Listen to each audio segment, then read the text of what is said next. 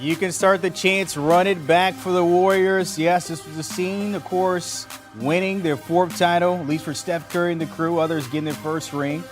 Chance to repeat in 2022, as they saw get that Larry O.B. sending it back out west in the Steph, Clay, and Dre, and even Steve Kerr era there, holding up the trophy. That crew still pretty much intact as they look to defend starting tonight against the Los Angeles Lakers. That will be good as once we see the association tip off here.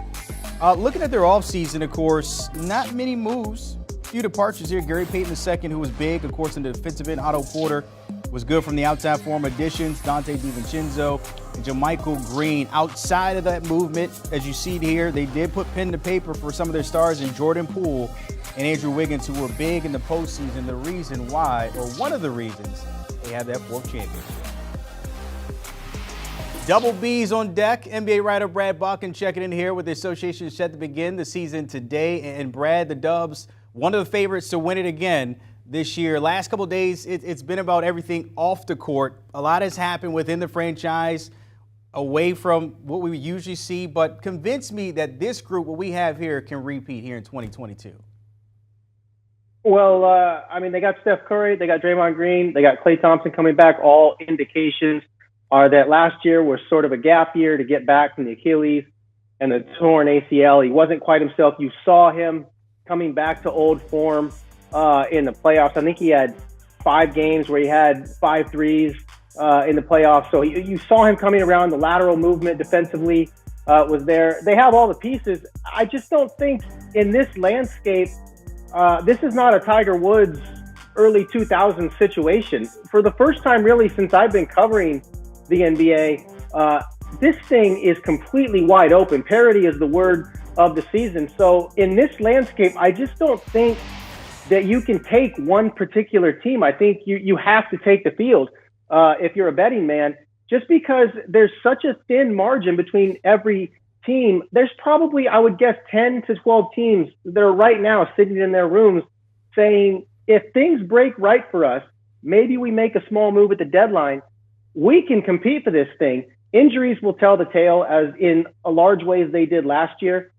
It's just too much to say that Golden State or any other team, in my mind, Vegas might say it, but is the favorite to win it. I think this thing is as wide open as I've seen it. If anything, Golden State, of course, we know they have the championship pedigree there. I mentioned the re-signings of Wiggins and Poole. Part of that championship pedigree, Draymond Green, one of those pieces to the story. He's 34 years old coming into the season. Do a lot of money this summer. Could this be the last season we see him in a Golden State uniform? He might be due a lot of money. And that's the big question. It certainly could be the last season that we see Draymond Green with Golden State. There's a couple of options here. One, he has said that he wants a max deal. If he goes out on the market this summer and he finds it drier than he expects, then he might have to come back to Golden State next year. He has a $27.5 million player option. He wants to secure a longer-term, multi-year deal. But if it's not out there, then that's one of the scenarios. He's kind of forced to come back to Golden State on a player option. But if there's somebody out there that's going to offer him decent annual money, maybe a paid deduction from the $27.5 annually, but more years, say, 20, 60 over 3 years, 20 a year, something like that, he may be forced to leave because Golden State, all the reporting has suggested they're not going to sign Jordan Poole, Andrew Wiggins, and Draymond Green. Oh, by the way, Klay Thompson's lingering in the background as a free agent in the following summer.